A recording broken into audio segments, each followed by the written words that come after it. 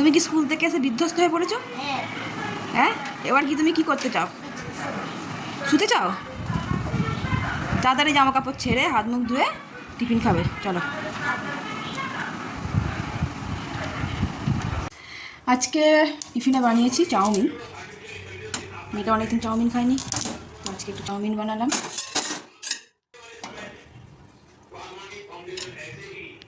চাউমিনটা ঠান্ডা হয়ে গেছে, আমি স্কুলে যাবার আগে আমি বানিয়ে গেছিলাম। একটু শসা দিয়ে দিই, দেখি। মামা ঘুমিয়ে পড়েছে।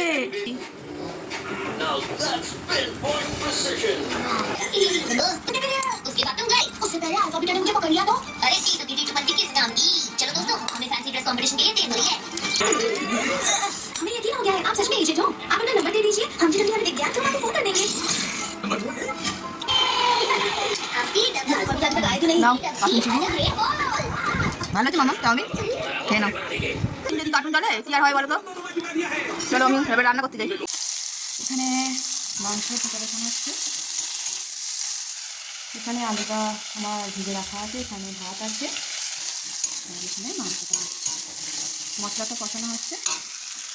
এখানে মাংসটা রাখা আছে, এখানে সমস্ত রকমের মশলা দেওয়া হয়ে গেছে। মশলাটা একটু কষে যাক, তারপর এখানে আমি কাজু বাদাম দেবো। এখানে আমি শিলনোড়া দিয়ে কাটছি এটা এর মধ্যে।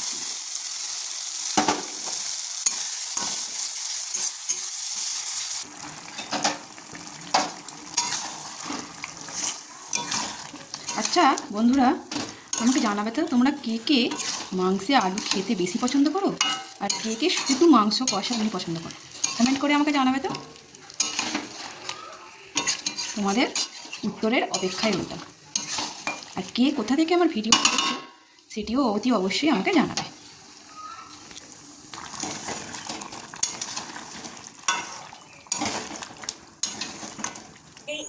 রান্না হয়ে গেছে, এবারে খাবার পালা। মাংসটা যা সুন্দর গন্ধ বেরিয়েছে না, আর থাকা যাচ্ছে না, যত তাড়াতাড়ি সম্ভব খেয়ে নিতে হবে। জন্য তুলছি।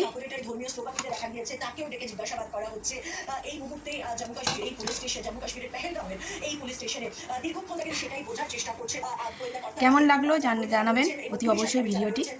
ভালো লাগলে একটি লাইক দেবেন, চ্যানেলটিকে একটু সাবস্ক্রাইব করে রাখবেন। আজকের মতন এখানেই, নমস্কার।